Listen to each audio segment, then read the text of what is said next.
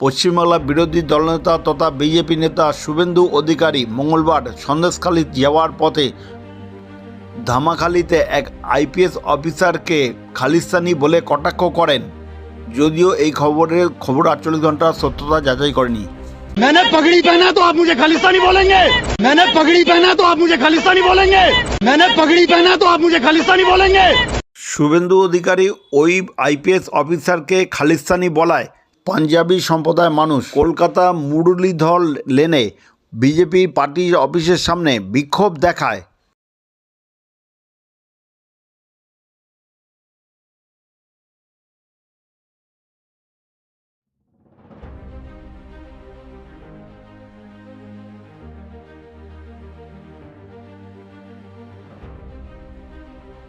मैंने पगड़ी पहना तो आप मुझे खालिस्तानी बोलेंगे।